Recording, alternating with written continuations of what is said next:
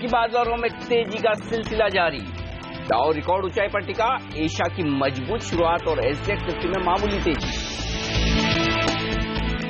RBI की monetary policy आज। CNBC आवाज पोल में 75% बैंकर्स को 1/4% दरें घटने की उम्मीद। बाकी 25% ने माना दरों में 0.5% की कटौती भी संभव। नोटबंदी से भरी बैंक और आरबीआई की तिजोरी। करीब 13 लाख करोड़ रुपए की रकम वापस बैंकों में लौटी। सीएनबीसी आवाज एक्सक्लूसिव।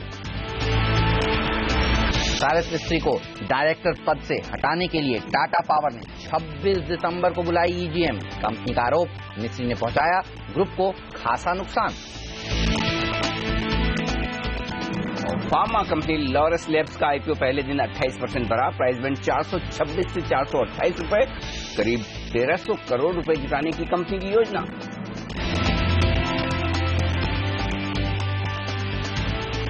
आज है बाजारों के लिए बेहद बड़ा दिन, जहां आरबीआई गवर्नर की तरफ से 2:30 बजे होगा क्रेडिट पॉलिसी का ऐलान। बड़ा सवाल है कि कट कितना मिलेगा, 1/4% या फिर 0.5%, और बाजारों का रिएक्शन क्या होगा। उससे पहले ग्लोबल मार्केट से मजबूत और एफआईएस की खरीदारी, तो क्या 8,300 तक पहुंचेंगे? बड़ा सवाल है, लेंगे इसका जवाब। नमस्कार, मार्केट काउंटडाउन में आप सबका स्वागत है। मैं हूं अनिल सिंह जी। नमस्कार, और मैं हूं हेमंत घई, और हमारे साथ जुड़ रहे हैं हमारे दो खास मेहमान, PowerMyWealth.com के फाउंडर और सीईओ संदीप वागले साहब, और थोड़ी ही देर में मार्केट एक्सपर्ट अमरीश बलिगा जी भी हमारे साथ जुड़ेंगे। वागले साहब, आपका स्वागत है। और देखिए, इस समय ग्लोबल मार्केट्स किस तरह से ट्रेड कर रहे हैं। अच्छी तेजी यूएस में देखने को मिली। ट्रंप की जीतने के बाद अब ये बाजार रुकने का नाम नहीं ले रहा है। फिर से नए लाइफ हाइज डाउ ने लगाए हैं, और आप देखिए यूएस के मार्केट्स में भी अच्छी रैली देखने को मिली। इटली के प्रधानमंत्री जो कह रहे थे कि अगर हार जाएंगे तो इस्तीफा दे देंगे, उन्होंने अपना मन बदल लिया है। वो कह रहे हैं अब इंतजार करेंगे बजट तक का 2017 में, और उसके बाद ही इस्तीफा देंगे। 4% इसी खबर पर देखिए इटली के मार्केट्स में तेजी देखने को मिली। तो दल बदल लिया इन्होंने। समझ में एक ही बात आती है हेमंत की, दुनिया भर के बाजारों से जरूरत से ज्यादा घबराने की जरूरत नहीं है। खास तौर पर वो इवेंट जो हमें पता हो। तो इटली के डर में हम दुखी थे, और इटली देखो हरियाली में 4% भाग रहा है। तो पीएम ही कह रहे हैं इस्तीफा अभी नहीं देंगे। चलिए, तो अच्छी खबरें चौतरफा देखने को मिल रही हैं। ये बताइए आज के दिन को किस तरह से ट्रेड करना चाहिए। आज के दिन को दो भागों में बांट लेते हैं। 2:30 बजे जो पॉलिसी आने वाली है, उससे पहले की क्या रणनीति होनी चाहिए, और 2:30 बजे के बाद तो डॉक्टर उर्जित पटेल भी तय करेंगे बाजार की डायरेक्शन। हाँ, तो पहले 2:30 बजे तक की बात करते हैं। 2:30 बजे तक बाजार मजबूत रहेगा, इसमें कोई डाउट नहीं। और तब तक बाजार के लिए 8,050, 8,250 की जो कल की ट्रेडिंग रेंज हमने दी है वही बरकरार रहेगी। उसमें कोई बदलाव आने की संभावना नहीं है।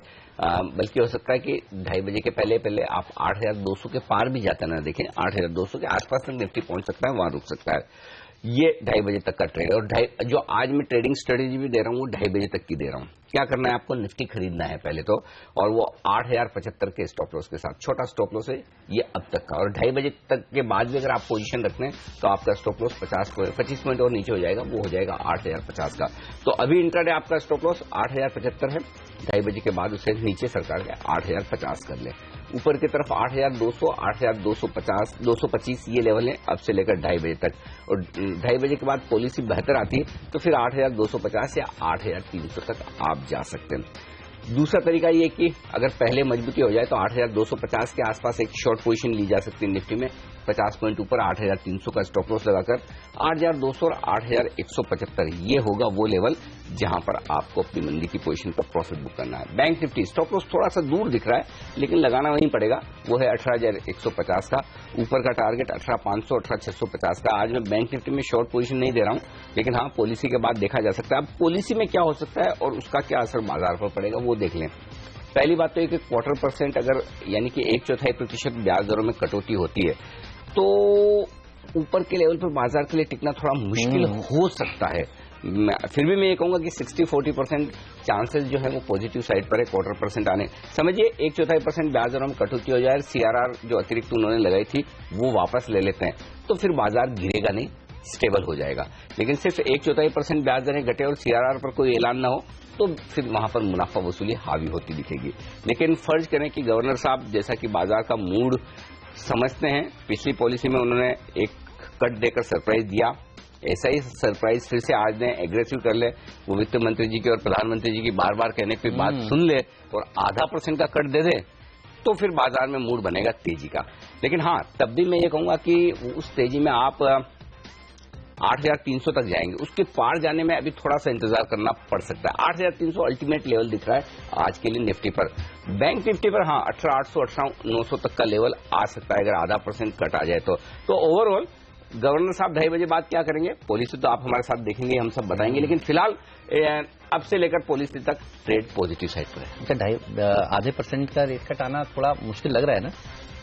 पता नहीं समाव देखिए इसमें दो चीजें हैं हेमंत, दिमाग कहता है कि नहीं होगा, दिल कहता है होना चाहिए। बिल्कुल। तो मैं दिल की बात ज्यादा सुनता हूं, तो मुझे लगता है दिल से ऐसा लग रहा है कि अब गवर्नर साहब प्रधानमंत्री जी की बात को ज्यादा गौर से देखिए। प्रधानमंत्री ऐसे स्टेटमेंट कम देते हैं कि तेजी से ब्याज दरें घटानी चाहिए, तो उन्होंने 2 बार स्टेटमेंट दे दिया, तो गवर्नर साहब अगर सुने उन्हें तो बात बन सकती है। हाँ, देखिए ये है वो पोल जो हमने कराया और केवल 25% लोग मान रहे हैं कि आधा % ब्याज दरें घटेंगी। तो चलिए आधा % तो फैक्टरिंग नहीं है, 25 बेसिस पॉइंट यानी 1/4% ब्याज दरें घटेंगी, ये सबने मान रखा है। तो 1/4 घटेंगी तो सेल ऑफ आएगा, आधा घटेंगी तो अच्छी तेजी देखने को मिल सकती है। 1/4 में भी कोई बहुत बड़ी गिरावट वाला मामला नहीं है, प्रॉफिट बुकिंग आएगी। हाँ थोड़ी प्रॉफिट बुकिंग, क्योंकि क्या देखिए एक और इंटरेस्टिंग बात यहाँ पे जोड़ दूं, 2:30 बजे आप किस लेवल पर हैं ये इंपॉर्टेंट होगा। अगर 2:30 बजे आप 8,250 पर 1/4% आता तो पक्का प्रॉफिट बुकिंग आएगी, लेकिन अगर आप 2:30 बजे हैं 8,150 8,175 पर तो फिर डरने की ज्यादा जरूरत। ठीक बात है। चलिए तो जो इम्पोर्टेंट फैक्टर है वो है 230 फैक्टर, तो आपको जुड़ना है 230 पर CNBC आवाज के साथ। और हम सबसे पहले आपको बताएंगे गवर्नर साहब क्या रणनीति बना रहे हैं, और आज की उनकी कमेंट्री भी काफी इंपॉर्टेंट होने वाली है। नोटबंदी के बाद देखना होगा उनके व्यूज क्या हैं, खास तौर पर 15.5 लाख करोड़ में से 13 लाख करोड़ रुपए तो सिस्टम में आ गए। इस पर भी हम विस्तार से बात करेंगे, लेकिन पहले वागले साहब से पूछते हैं कि आज निफ्टी को किस तरह से ट्रेड करेंगे। सर गुड मॉर्निंग, बताइए क्या राय है निफ्टी पर? Good morning Hemant, good morning Anil. Good morning sir. I think Anil ji ने जो कहा, एक तो मैं एकदम पक्का सहमत हूं कि 8300 एक सैक्रोसैंक लेवल है जिसके ऊपर नहीं जाएगा कुछ भी हो जाए, मतलब ये चार्ट्स में दिख रहा है। और अगर हो जाता है तो फिर हम नया टॉप यही साल में भी होगा। इतनी तेजी, भयंकर तेजी आ सकती है जो फिलहाल नहीं लग रहा है। Okay. On the down side कल मैं थोड़ा सा डिसअपॉइंटेड तो है ना, मुझे 8,300 करवाना ही है। ओके। अगर बागले साहब ये कहे कि 8,300 के पार निकलते इसी साल नया हाई, इसी साल है। हाँ भले मार्च हो सकता है, जनवरी करा देना, कोई क्लियर आपके यहाँ हो सकता है। इतना रेजिस्टेंस है स्ट्रॉन्ग, वंडरफुल। तो उसके ऊपर करवा दीजिए, बाकी का सर लगाएंगे, पूरा जोर लगाएंगे, पूरा जोर लगाएंगे। अच्छा ये बताइए बैंक निफ्टी को किस तरह से ट्रेड करना चाहिए, क्योंकि आज इसके लिए इंपॉर्टेंट दिन है। मैं ये कह रहा था कि कल जो बैंक निफ्टी ने मूव दिया वो काफी रिस्ट्रेंट था, तो उसमें कहीं ना कहीं ज्यादा एक्सपेक्टेशंस बिल्ट इन नहीं है, ये मुझे दिखाई देता है। और अगर जैसे अनिल जी कह रहे 25 बेसिस पॉइंट आता है तो एक्सपेक्टेड है, 50 आएगा तो तेजी आएगी, बट 825083 में अटक जाएगी। और अगर कुछ नहीं आता है, वो लगता नहीं है, फिर हम 8,000 की तरफ चलेंगे। सो लॉजिकली सबसे बेस्ट आर्ग्यूमेंट ये होगा कि 25 बेसिस पॉइंट है, क्वार्टर पर ये है, तो मुझे लगता है निफ्टी 50 पॉइंट के दायरे में होगा। ओके, चलिए तो इस दायरे में बताएगा बाजार, लेकिन कौन से वो स्टॉक्स हैं जहां पर अच्छी कमाई के मौके हैं वो हम बागले साहब से पूछेंगे। उनके टॉप पिक्स अमरीश बलिगा भी कुछ ही देर में हमारे साथ जुड़ेंगे, उनसे भी जानेंगे उनको कौन से शेयर पसंद है। लेकिन एक अच्छी चीज हुई है, ये बताइए बहुत खुश हो कि नहीं हो इससे? FIS का हम कह भी रहे थे, लगता है कि अब बाय फिगर आ जाएगा, आया है, छोटा बाय फिगर है, इससे सेटिस्फाइड होना चाहिए या 1-2 दिन का ट्रेंड और देख लें? देखिए 3 दिन से हम थोड़ा मूड सुधार रहे हैं, ठीक है ना, कि आंकड़ा छोटा हो रहा है, छोटा हो रहा है, छोटा हो रहा है, और कल फाइनली पॉजिटिव हुआ है, तो थोड़ा सा और मूड सुधारेंगे। उसकी 2 वजह, जो एक तो ये कि आंकड़ा थोड़ा बड़ा दिखे, और दूसरा है कि 1-2 दिन दिखे, कंसिस्टेंसी रहे। हाँ, क्योंकि आज क्या पॉलिसी का दिन है, पॉलिसी के बाद फाइनली देखिए इस आंकड़े में पूरा कंट्रीब्यूशन खाली ग्लोबल मार्केट्स का है। अगर डाउ हर रोज नए रिकॉर्ड बना रहा है तो FIs बेचना बंद करेंगे, धीमा करेंगे, वही दिख रहा है। मूड बदल गया और तेजी के मूड में पूरे आ गए FIs, वो अभी तक कंफर्मेशन आनी बाकी है। तो मैं ये कहूँगा, हाँ एक चीज और है, आंकड़े छोटे होते जा रहे हैं। अब आप वायदा कारोबार में देखिए, सिर्फ 218 करोड़ के इंडेक्स फ्यूचर्स बेचे हैं, स्टॉक फ्यूचर्स में 90 करोड़ की बिकवाली हुई है। इसका मतलब क्या है? इसका मतलब ये कि ग्लोबल मार्केट्स की तेजी होने के बावजूद भारतीय बाजारों में FIs खरीदारी नहीं कर रहे हैं, सिर्फ बिकवाली रोकी है।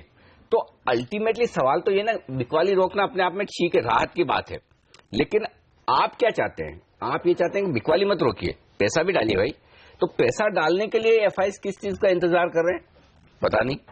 ये क्या वो पटेल साहब का इंतजार कर रहे हैं कि पटेल साहब आधा % कट दे? यदि हाँ, या वो इस बात का इंतजार कर रहे हैं कि 13 लाख करोड़ रुपए सिस्टम में आ गए, उससे उनका मूड ठीक हो, या फिर ग्लोबल मार्केट्स की और मजबूती देखना चाहते हैं। तो ये 2-3 फैक्टर्स हैं जो एफआईज का मूड अगले 1-2 दिनों में डिसाइड करेंगे। तो मैं आज के डेटा सबसे ज्यादा अहमियत वाला रखूंगा। आजकल 1-2 दिन और देख लेते हैं, लेकिन हाँ, इन डेटा के दम पर एक बात बहुत कंफर्टेबली कही जा सकती है, हम ज्यादा गिरेंगे नहीं। बिल्कुल, और ये बहुत अच्छी बात है, एफआईएस ने कम से कम खरीदारी करनी शुरू करी है। 2-3 दिन के और डेटा को एनालाइज करना जरूरी होगा। अनिल से पूछेंगे तो एफएनओ का डेटा उनको कैसा नजर आ रहा है, लेकिन उससे पहले वागले साहब बताइए आज के आपके टॉप पिक्स क्या हैं? मैं मानकर चल रहा हूँ तेजी वाले कॉल ज्यादा है। आज मैंने कम स्टॉक्स दिए, 4 के बजाय 3 ही दिए हैं, 2 बुलिश है, 1 बेरिश है। तो मैं सारे अभी कवर कर लूं? बिल्कुल सर, आपकी श्रद्धा है, बताइए जैसे आप चाहें। पहला तो BEML है जिसने कल ब्रेकआउट दिया है, 858 के स्टॉप लॉस से बाय करे फॉर अ टारगेट ऑफ 906। दूसरा टाटा स्पॉन्ज है, इसमें तकलीफ है कि कल ही 10% के ऊपर चला गया था, तो शायद आपको थोड़ा सा करेक्टिव मूव का इंतजार करना पड़ेगा। 570 का स्टॉप लॉस होगा, 642 का 2 से 3 दिन का व्यू होगा। और सेल में मुझे डाबर मेरे स्कैनिंग में आया है, जो हम 284 के स्टॉप लॉस से सेल कर सकते हैं 273 के टारगेट के लिए। ये भी 2 से 3 दिन का व्यू है, 3 से 4% डाउन साइड। ओके, तो डाबर में बिकवाली। और कल एफएमसीजी सेक्टर देखिए कमजोर था भी, डाबर ने खुद ये कहा है कि नोटबंदी के चलते उनको मीडियम टर्म में, शॉर्ट टर्म में थोड़ी दिक्कतें हो रही हैं। 2% रुका था और नीचे जा सकता है, ये राय वागले साहब की निकल कर आ रही है। अमरीश बली का माइक अप हो रहे हैं, उनसे पूछेंगे कि उनको कौन से स्टॉक सबसे अच्छे लगते हैं, लेकिन पहले ये बताइए एफएनओ से किस तरह के संकेत मिल रहे हैं? 8,200 इस पर मेरी नजर है, और कल नहीं परसों भी हमने ये बात की कि 8,200 पर नजर है। उसकी वजह हेमंत ये कि 8,200 के लेवल पर पुट और कॉल दोनों ही जगह एक ही स्ट्राइक प्राइस पर पोजीशन बन रही है।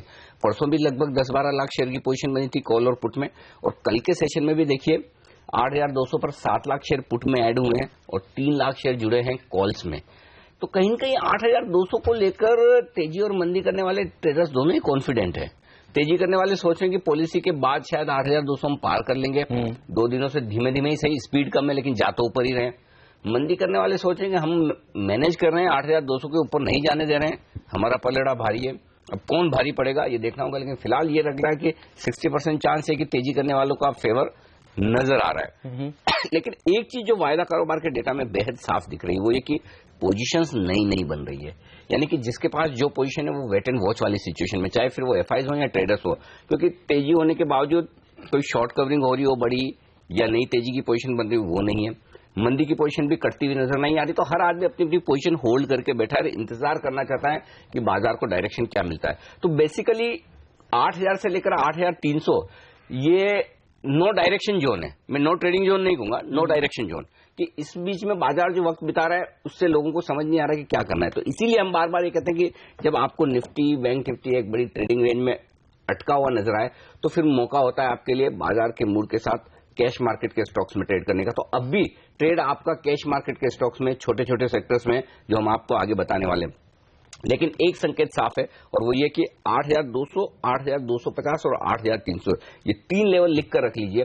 ये तीनों ही लेवल ऐसे हैं जहां पर बाजार बार बार अटकेगा। तो 8,300 के पार निकलने के फिलहाल संकेत मुझे दिख नहीं रहे डेटा पर, लेकिन हाँ अगर 0.5% कट, CRR में कटौती और आगे और गवर्नर साहब ये बोल दे कि भाई हम तो और करने वाले हैं, तो फिर तो कोई रोक नहीं सकता। कल ECB की मीट जिसमें वो सोच रहे हैं लोग की बॉन्ड परचेज योजना को और 6 महीने के लिए बढ़ाया जा सकता है। हाँ, वो भी एक पॉजिटिव है ही है। तो ओवरऑल अब प्लेटफॉर्म तो बन रहा है कि हम ऊपर की तरफ जाएं, 8,300 की तरफ। अब थोड़ा सा पॉजिटिव ट्रिगर्स आ जाए, एक बड़ा पॉजिटिव फिर एफआईएस की खरीदारी का आ गया, तो माहौल बन रहा है, जाने की तैयारी है। चलिए, माहौल बन रहा है, पार्टी तो अभी होगी, थोड़े इंतजार करना होगा, लेकिन लेंगे एक छोटा सा ब्रेक। कहीं मत जाइए, बने रहिए हमारे साथ ही। ब्रेक के बाद अमरीश बलिगा जी से पूछेंगे उनके पिक्स, आपको बताएंगे कि हमारे टेक्निकल एक्सपर्ट्स की राय निफ्टी पर क्या है, ये भी बताएंगे 5 के पंच में आज कौन से 5 स्टॉक्स हैं जो आज आपको अच्छा मुनाफा कमा कर दे सकते हैं। इस सब पर बात होगी ब्रेक के बाद।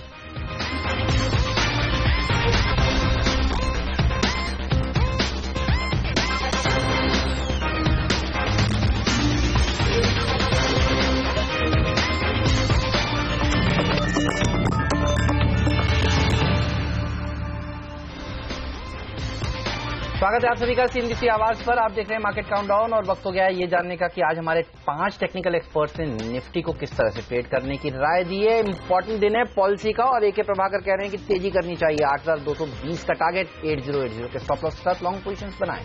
ओके, और राय है बिकवाली की सुमित बगड़िया की 8,200 के स्टॉप से शॉर्ट करेंगे 8,070 के लक्ष्य के लिए।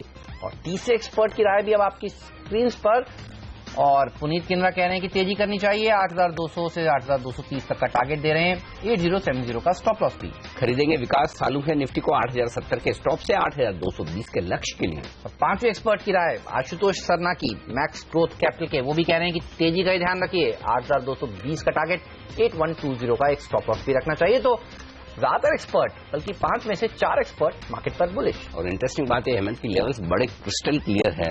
8,075 ये है निफ्टी पर साफ तौर पर स्टॉप लॉस, 8,200 8,225 ऊपर का लक्ष्य। एग्जैक्टली मेरी ट्रेडिंग रणनीति और ये लक्ष्य मेल खा रहे हैं। मुझे लगता है अब थोड़ा थोड़ा मैं भी बिना चार्ट देखे इतने चार्टिस्ट लोगों की राय सुन के मैं भी थोड़ा सीख रहा हूँ एक्चुअली। चलिए, तो ये है निफ्टी पर हमारे एक्सपर्ट्स की राय। लेकिन कौन से वो 5 स्टॉक्स हैं जो खबरों के दम पर आज तेजी दिखा सकते हैं, आइए जानते हैं आज के टॉप 5 स्टॉक्स। एलटी फूड्स के लिए एक पॉजिटिव खबर और साथ ही फ्यूचर कंज्यूमर के लिए भी इन्होंने फ्यूचर ग्रुप ने एलटी फूड के साथ दक्षिण भारत में चावल कारोबार के लिए करार किया है। तो ये करार इनके लिए फायदेमंद होगा और इस करार में फ्यूचर ग्रुप की 50% हिस्सेदारी होगी। और नजर रखिए EIL पर भी, इंजीनियर्स इंडिया लिमिटेड के नाम से आप इस कंपनी को जानते हैं, सरकारी कंपनी है, और इन्होंने इस क्वार्टर की शुरुआत में, फाइनेंशियल ईयर की शुरुआत में कहा था कि ये जो ऑर्डर्स हासिल करने वाले हैं उससे ज्यादा ऑर्डर्स इन्होंने एक क्वार्टर में ही हासिल कर लिए हैं। तो पूरे साल का जो इनका लक्ष्य था वो इन्होंने एक क्वार्टर में हासिल कर लिया, और अब कंपनी अपनी कमेंट्री में ये बता रहा है कि इस पूरे साल जितना उन्होंने सोचा था ऑर्डर्स हासिल करना, उससे डबल ऑर्डर्स हासिल कर सकते हैं। तो EIL में एक अच्छी तेजी देखने को मिल सकती है आज के दिन। और ITNL ये एक और कंपनी जिसके लिए पॉजिटिव खबरें, एक ज्वाइंट वेंचर किया है इन्होंने चेन्नई में मेट्रो प्रोजेक्ट के लिए, और 371 करोड़ का ये ऑर्डर है जिसके लिए सबसे कम बोली लगाते हुए नजर आए। तो जाहिर सी बात है कि इन्हें ये ऑर्डर मिलने की पूरी संभावना। पेट्रोनेट LNG के ऊपर भी रखिए नजर। देखिए, कुछ दिनों पहले अच्छे नतीजे आए थे। कंपनी बता रही है कि अगले 3 सालों में 1000 रिटेल आउटलेट्स खोलने वाले हैं। HPCL, BPCL, IOC के साथ इनकी बातचीत हो रही है। तो अब आपको पेट्रोल अब तक मिलता था, डीजल मिलता था, CNG मिलती थी पंप्स पर, अब LNG भी मिलेगी और ट्रक्स में LNG भी डलती हुई दिखेगी। तो ये खबर इस कंपनी के लिए बहुत पॉजिटिव है और प्रदूषण भी घटेगा। Clean India, green India. तो पेट्रोनेट LNG हिंदुस्तान को साफ सुथरा रखने में अपनी मदद करेगी और स्टॉक भी फिर ऐसे में हरे में दिखना चाहिए जब ग्रीन इंडिया हो रहा है। तो NMDC एक और सरकारी कंपनी जो एक्शन में रहेगी। अप्रैल से लेकर नवंबर तक के जो प्रोडक्शन के आंकड़े और बिक्री के आंकड़े जारी किए हैं कंपनी ने, अच्छे मजबूत दिख रहे हैं। 15% प्रोडक्शन में बढ़त है और बिक्री में 27.5% के आसपास की बढ़त।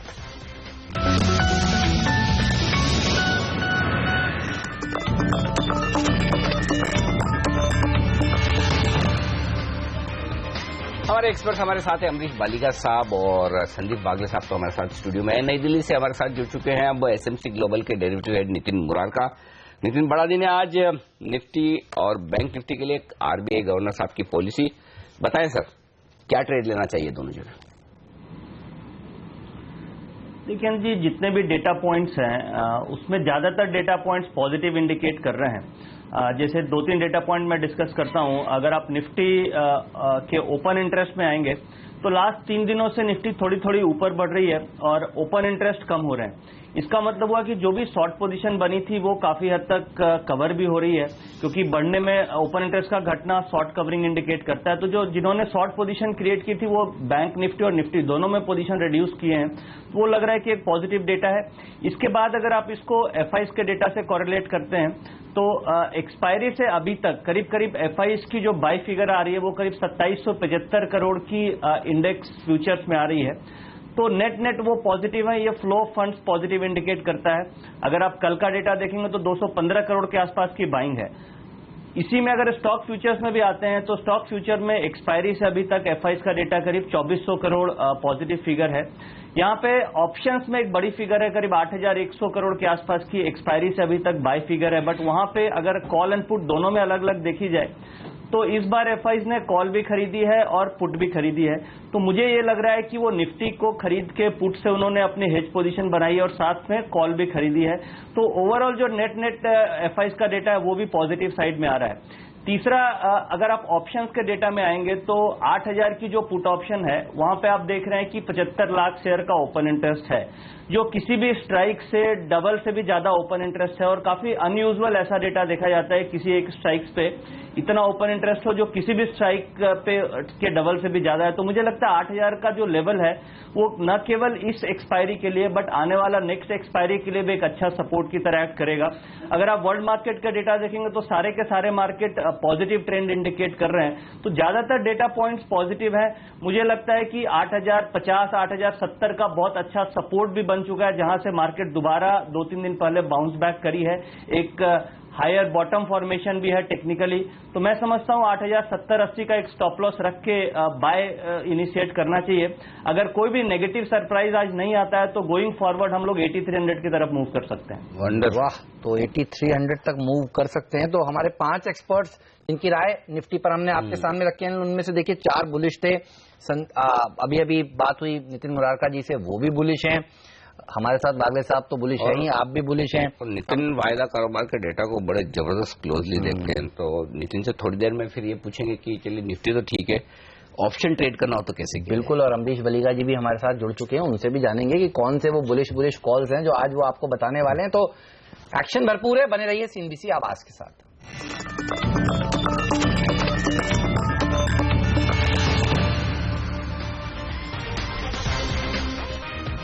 स्वागत है आप सभी का सीएनबीसी आवाज पर, और एक महत्वपूर्ण खबर आपको बताते हैं। नोटबंदी जो 8 तारीख को 8 बजे प्रधानमंत्री नरेंद्र मोदी जी ने जिसका ऐलान किया था, उसके बाद देखिए सरकार के पास 13 लाख करोड़ रुपए से ज्यादा पुराने नोट बैंकों में जमा हो चुके हैं। सीएनबीसी आवाज को मिली एक्सक्लूसिव जानकारी के मुताबिक उस 13 लाख करोड़ रुपए में से सिर्फ 33% रकम ही बैंकों से वापस बाहर निकाली गई है। बाकी सारे का सारा रकम बैंकों के पास इस समय मौजूद है। हमारे साथ हमारे ब्यूरो चीफ लक्ष्मण रॉय जुड़ चुके हैं। लक्ष्मण, बताइए क्या जानकारी है आपके पास?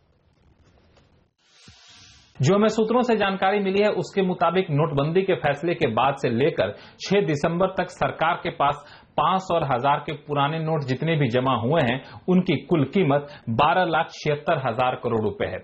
अगर नोटबंदी के बाद से लेकर 6 दिसंबर तक नोटों के एक्सचेंज की बात करें तो करीब 40,000 करोड़ रुपए के नोट एक्सचेंज हो चुके हैं। यानी 8 नवंबर की आधी रात से लेकर 6 दिसंबर तक सरकार के पास 500 और 1000 के जो पुराने नोट आए हैं, चाहे नोट एक्सचेंज की बदौलत हो या फिर नोट जमा होने की बदौलत हो, उनकी कुल कीमत 13,17,000 करोड़ रुपए है।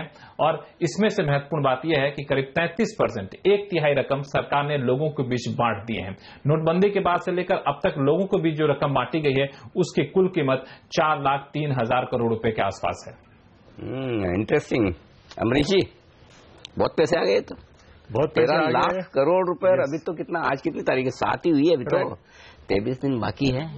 क्वेश्चन तो मतलब कि ऐसा तो नहीं 15 लाख करोड़ से ज्यादा आ जाएंगे? उससे ज्यादा तो नहीं आएंगे, ये बताइए, या वो भी चांसेस हैं? ज्यादा तो मैंने आने नहीं चाहिए, बट मजाक की बात है। लेकिन seriously, on a serious note, क्या ये आंकड़ा बड़ा नहीं दिख रहा? Question is whether this means that demonetization is successful or not successful. क्योंकि ये बात था कि out of the 14 lakh crores expected था कि 11 lakh crore आएंगे। मतलब कम से कम 3 लाख 4 लाख करोड़ तो नहीं आते। Absolutely. So 2 to 3 lakh crores would have got extinguished, which would have been a gain for government. तो एक तरफ से देखें तो one would say that this is unsuccessful. But then the other way to look at it is, out of this 13 or 14 lakh crores also come in, ये देखना पड़ेगा कि how much of that gets declared as current year's income or undisclosed income. ठीक बात है। तो इस पे यदि उन लोग टैक्स पे करते हैं, so one needs to see as to how much that would be. For example, in case it is assumed that out of this about 5 to 6 lakh crores is declared as income, so straight away you get 3 lakh crores as tax. ठीक बात है। तो one needs to see as to how much of that gets declared. So important point है actually, क्योंकि हम देखिए ultimately सरकार को 3 लाख करोड़ 4 लाख करोड़ रुपए कमाने थे एक तरह से, इनडायरेक्टली डायरेक्टली इससे। तो अगर कम आते तो सीधा सीधा क्लियर हो जाता है भाई कि इतने ही कमाए तो ये तो कमाई होगी, लेकिन कम नहीं आ रहे हैं। लेकिन अगर डिक्लेयर करते, फिलहाल तो देखिए अमरीश आपका पॉइंट सही है, लेकिन ऐसा कोई संकेत लग नहीं रहा डिक्लेयर करेंगे कि नहीं करेंगे। डिक्लेयर करेंगे, क्योंकि जो डिक्लेयर करने वाला आदमी होता है ना, वो आखिरी दिन जमा करवाता है।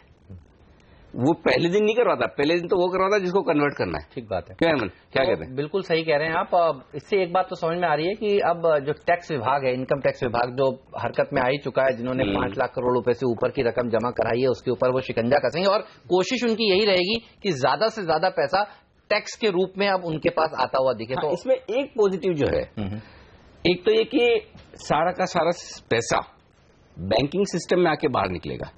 भले ये ब्लैक वाला ब्लैक ही रहे, व्हाइट ना हो, लेकिन एक बार पैसा रडार पे आ जाएगा। दूसरी चीज जो मुझे पॉजिटिव दिखती है, बाकी सब छोड़िए, सरकार का क्या फायदा होना है, उन्होंने कितना 1.25 लाख करोड़ रुपया खर्च किया इस पे, वो जाने। हमें तो एक चीज पॉजिटिव दिखती है मार्केट के हिसाब से, कि जो लोगों को डर था कि कंजम्पशन पे ब्रेक लग जाएगा, ये हो जाए। हाँ, अभी देखिए 13 लाख करोड़ में से 4-4.25 लाख करोड़ रुपए वापस लोगों ने निकाल दिए, तो 13 लाख करोड़ तो निकलेंगे नहीं, लेकिन जितने भी निकलेंगे धीमे धीमे निकलेंगे। तो अल्टीमेटली तो वो सिस्टम में वापस पैसा हाथ में लोगों का आ जाएगा, और लोगों के हाथ में पैसा आएगा तो कंजम्पशन पे जो लोगों को डर था ना, बड़ा क्वेश्चन मार्क, वो कम होने वाला है। एक चीज और है, इतनी ये जो मुहिम छेड़ी है ना, देखिए सरकार ने, इससे डर कर अब लोग अपना टैक्स ज्यादा क्लैरिटी से देना शुरू करेंगे। और ये एक बहुत बड़ा पॉजिटिव है, ज्यादा लोग नेट में आएंगे टैक्स के, जो कई सरकारें कोशिश कर रही थी लेकिन सक्सेसफुल नहीं हो पाई थी। अमरीश, बहुत सारे बिजनेसमैन से मैं बात कर रहा था, वो उनको समझ में आ गया कि अब यार पहले खर्चे कर दिखाती थी ना कंपनियां, वो पहले नहीं। मैं तो खुद सीए हूं ना, मैं जानता हूं कि जब मैं सीए की पढ़ाई कर रहा था तब क्या होता था, जो क्लाइंट आते थे ना, वो एक कैसे बोलते थे, सर हमको 2,000 रुपए टैक्स भरना है, हमको 5,000 रुपए टैक्स भरना है। फिर नीचे से रिवर्स कैलकुलेशन शुरू होती थी कि इनकम कितनी दिखानी। सही बात है। मतलब टैक्स का अमाउंट पहले डिसाइड होता था, फिर इनकम डिसाइड। अब वो उल्टा होगा, आपकी इनकम के हिसाब से आपको टैक्स देना पड़ेगा। ये बड़ा बदलाव होने और सरकार इस बजट में काफी सारे लूप होल्स भी बंद करने वाली है, जो गाड़ियों के डेप्रिसिएशन मिलते हैं, कई सारी चीजों के ऊपर सरकार इस समय काम कर रही है। और वो लूप होल्स अगर बंद होंगे तो ऑटोमेटिकली फायदा तो सरकार को ही होगा। और मैं आपकी लिस्ट देख रहा था, क्या भरी हुई है कंजम्पशन से रिलेटेड स्टॉक्स? इनफैक्ट दो चीज मैं बोलूंगा कंजम्पशन के हिसाब से। One is because of this demonetisation clearly wealth distribution होगा, क्योंकि अभी आप बोल रहे थे कि कन्वर्जन हो रहा है, like a person who has 100 may possibly get 70, 30 gets distributed in that chain, that will go into consumption.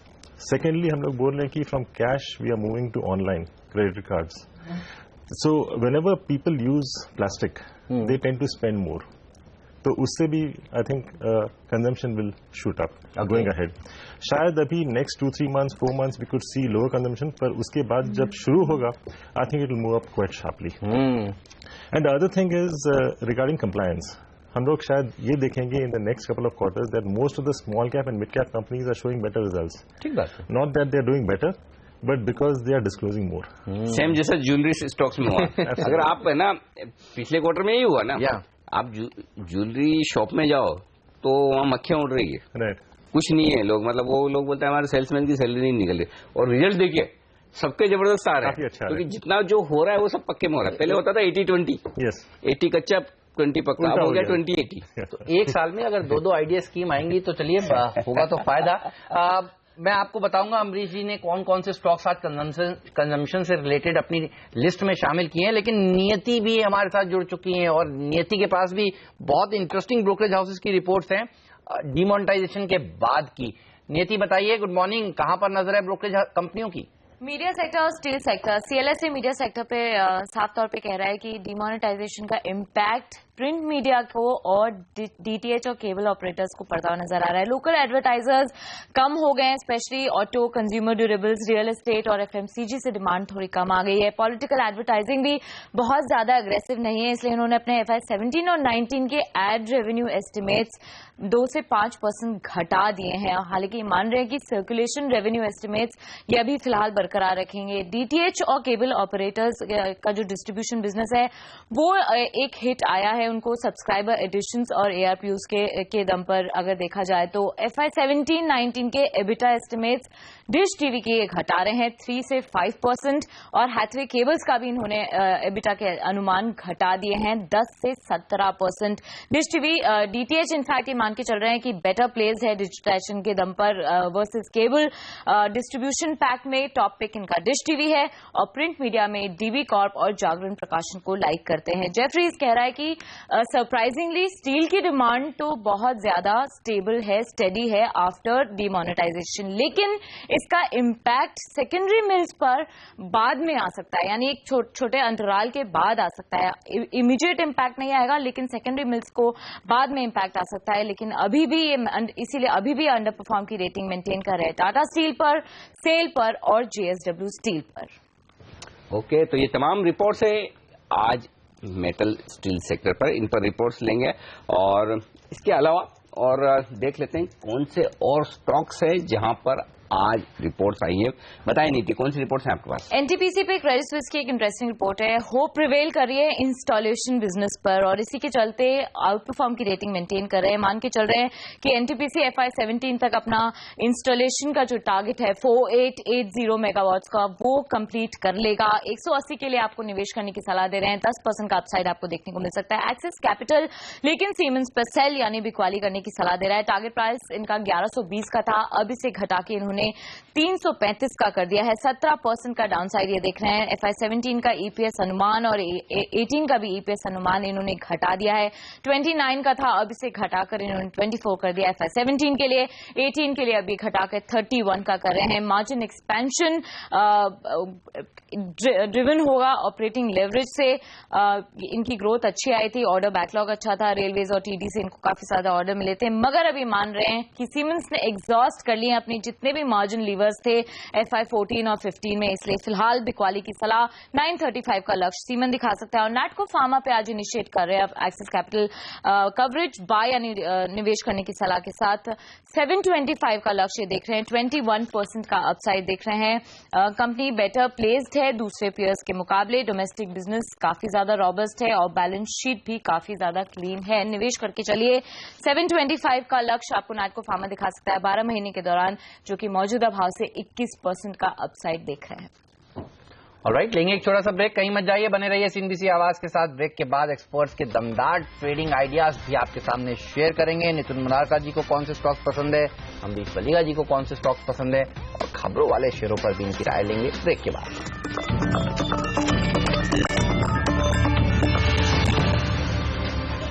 आप सभी का CNBC आवाज पर आप देख रहे हैं मार्केट काउंटडाउन। हमारे मेहमान संदीप वागले जी जुड़े हुए हैं, अमरीश बलिगा जी भी स्टूडियो में मौजूद हैं, नितिन मुनारका जी दिल्ली से जुड़ रहे हैं और किरण यादव जी भी अब हमारे साथ जुड़ चुके हैं। किरण, आपका भी स्वागत है। अमरीश, पहले आप ये बताइए आपके टॉपिक्स क्या हैं आज, कौन से स्टॉक्स आपको सबसे अच्छे लगते हैं? Again, this is for the next couple of months. आज के लिए नहीं है. And I would surely talk about consumer discretionary or consumer durables, जिसके बारे में अभी हम लोगों ने बात की थी.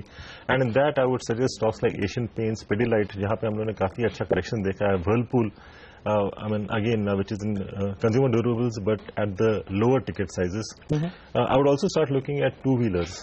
But two-wheelers, I think one should wait for the December numbers, जो again शायद काफी weak रहेंगे. Post that, on the correction, I think you should start looking at stocks like Hero Moto. Again, stocks in the cement and infra space, क्योंकि मुझे लग रहा है कि I mean there would be a lot of SOPs for this space because that's the only way to kickstart the economy. और शायद the budget में we could have something for even for housing. So I think one should look at stocks like Ambuja, Ultratech, JK Lakshmi in the cement space or NBCC and Kena Construction in the infra space. ओहो, लंबी list है। आज shopping का पूरा इरादा है, मतलब लेकिन ये इरादा सिर्फ आज के लिए नहीं, महीने 2 महीने आराम से। Absolutely. अब से लेकर बजट तक धीमे धीमे ये सब स्टॉक्स में खरीदारी कर दो जो मुझे अच्छे लग रहे हैं। छोटे छोटे शेयर है, एक तो JK Lakshmi cement, NBCC, KNR construction और किसी को बड़ा ही लेना है तो Pidilite, ठीक है ना? Yes. ये बाकी तो दिग्गज शेयर है ही, अल्ट्राटेक, हीरो मोटोकॉर्प जैसे। अच्छा, पूछते हैं नितिन से। नितिन, अच्छा किरण यादव भी हमारे साथ जुड़ चुके हैं। किरण, आपका भी स्वागत है। नितिन से उनकी पिक्स में उससे पहले बताइए, आप अपनी पिक्स बताइए, आपने कौन से स्टॉक्स चुने आज खरीदारी या बिकवाली के लिए?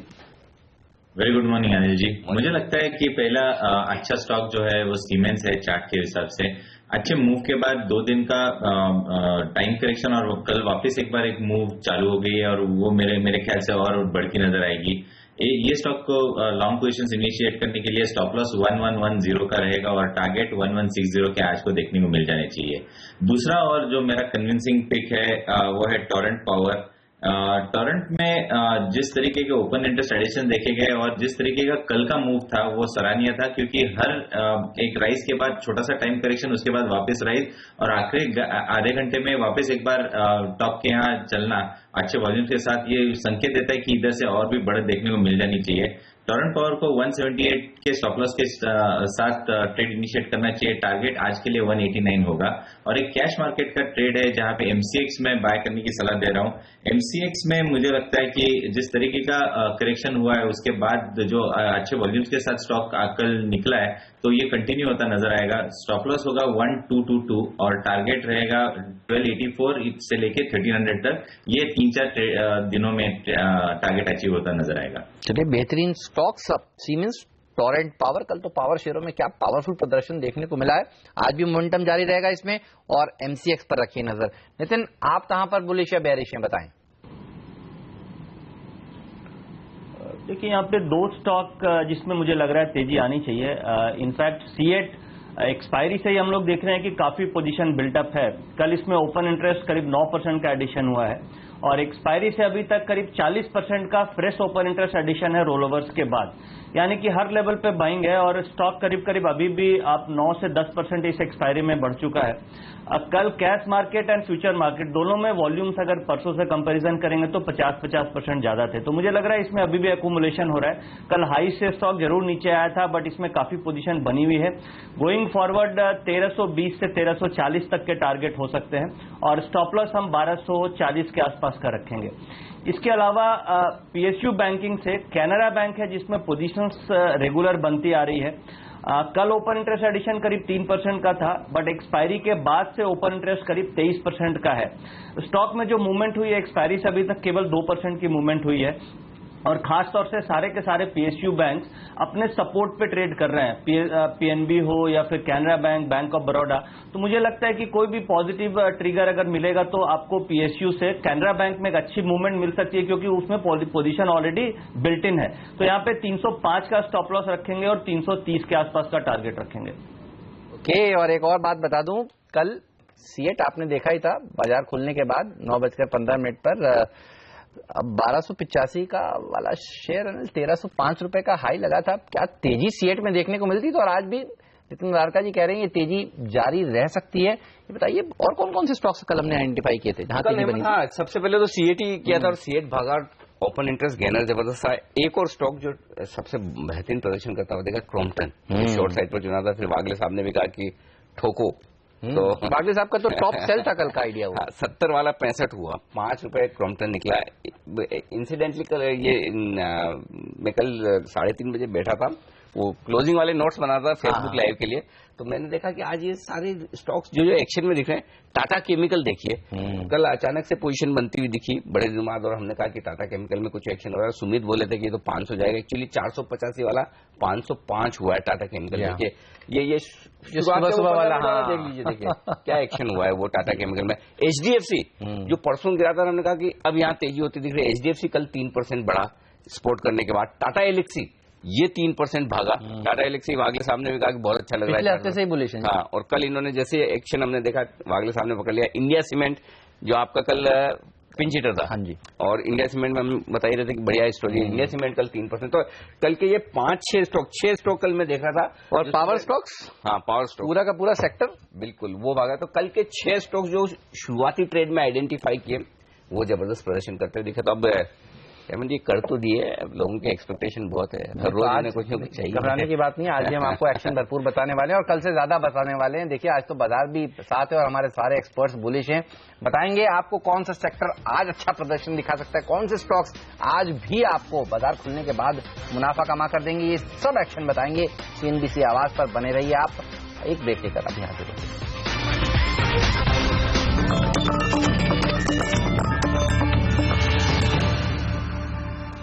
हमारे एक्सपर्ट हमारे साथ है संदीप वागले साहब, अमरीश बलिका, किरण यादव और साथ ही नितिन मुरारका भी। चलिए, मेरे ख्याल से वागले साहब आपकी पिक्स बाकी हैं अभी, ये सारी हो चुकी है। चलिए ठीक है, तो EIL एक स्टॉक है जिस पर मैं राय लेना चाहता हूँ वागले साहब आपसे। ऑर्डर्स जबरदस्त मिल रहे हैं इसको।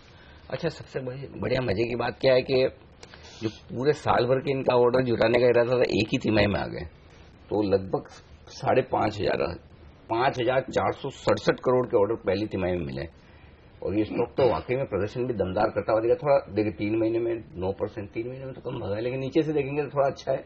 हाँ, अब सही दिख रहा है क्योंकि ऑर्डर भी पहली तिमाही का है ना, तो 6 महीने का चार्ट एकदम सही दिखाया आपने। 55% और तेजी होगी। अनिल जी, इसका वीकली मंथली पैटर्न बहुत बढ़िया बना है। कल इनफैक्ट करेक्टिव मूव आया था, तो मैं समझता हूं ऐसे कोई करेक्टिव मूव आती है 20-30 रुपए तो ऐड करना चाहिए। और इसमें आप ट्रेडिंग व्यू 3-4 दिन का ले नहीं सकते, 3 से 6 महीने का व्यू लेंगे। मुझे लगता है ये 400-450 की तरफ आप लंबा दे दीजिए सर, टारगेट पे जल्दी आ जाएंगे। आप तो दे दीजिए, ये स्टॉक में ज्यादा कंफर्टेबल हूँ। As long as the stock remains about 270, इसको एक्यूमुलेट करते रहिए 270, 260। और ऑन द अपसाइड मुझे लगता है 400-450 एक 12 से 15 महीने का व्यू है। 400-450 अमरीश कुछ इस पर राय रखते हैं। इनफैक्ट मैंने ये रेकमेंड किया था लास्ट दिसंबर में ओके एट लेवल 220 लेवल्स। उसके बाद हम लोग ने 180 लेवल्स भी देखा था, जहां पे मैंने कहा था कि एवरेज करने के लिए। Right. I mean the whole logic was कि इनके जो यूजर सेक्टर है which is basically oil and gas, वहां पे after so many decades actual cash flow हुआ है कंपनीज में। When you're talking of HPCL, BPCL, IOC, right. These are the main, like main users or customers of EIL. और because cash flows अच्छे हैं, they will go in for asset creation. और उसके कारण काफी order flows होंगे. That was the logic which was used in last December, and that's actually playing out now. बिल्कुल। तो सरल भाषा में HPCL, BPCL, IOC अपनी जो क्षमता है उसको और विस्तार कर रही हैं, और विस्तार करने का कामकाज जो ठेके देती हैं वो EIL को ही देती हैं। तो EIL को होगा बढ़िया फायदा आगे चलकर। कंपनी कह रही है अनिल की जितना ऑर्डर उनको मिला है इससे अब डबल मिल सकता है पूरे साल के लिए। तो जबरदस्त तेजी देखने को मिल रही है। और कौन से स्टॉक्स हैं जहां पर तेजी देखने को मिलेगी उस सब पर बात होगी। ब्रेक के उस पार कहीं मत जाइए, बने रहिए CNBC आवाज के साथ। एसजीएस निफ्टी 12 पॉइंट ऊपर, बिल्कुल 12 पॉइंट आज सुधर गए हैं सिंगापुर वाले। कल तो 25 नीचे थे, हमने 25 ऊपर खोल दिया। तो 12 नहीं, मेरे ख्याल से थोड़ा और मजबूत खुलने चाहिए। इतने से बात नहीं बनेगी, थोड़ी ज्यादा मजबूती होनी चाहिए आज। तो मजबूत शुरुआत करेंगे भारतीय बाजारों की प्री ओपनिंग सेशन में। रुपए की ओपनिंग दमदार होगी और आज आपको एक चीज जरूर करनी है, और वो ये कि खुलते ही स्टॉक 2020 का अपडेट मिस मत करिए। और क्यों नहीं करना है, एक बहुत ही इंटरेस्टिंग और जबरदस्त थीम है उस मैच में। तो कौन सा सेक्टर आज का सेक्टर ऑफ द डे हो सकता है वो हम बताएंगे स्टॉक 2020 के अपडेट में। और उसके बाद 9:15 से शुरू होगा बाजार का भरपूर एक्शन आपके लिए। तो कल ही की तरह कल आपको मिले 6 छक्के, लेकिन आज देखते हैं कौन से स्टॉक्स हैं जो एक्शन में रहते हैं और आपको देते हैं कमाई के मौके 9:15 के बाद। पूरा एक्शन पहला सौदा का इस छोटे से ब्रेक के बाद।